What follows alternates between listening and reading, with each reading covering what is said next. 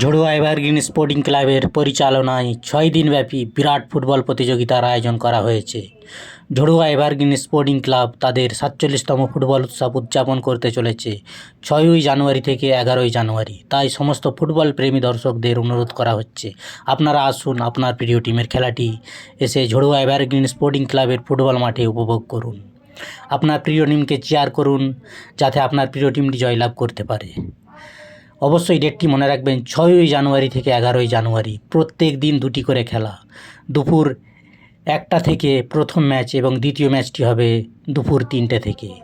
তাই আসুন, আপনার প্রিয় টিমের খেলা উপভোগ করুন।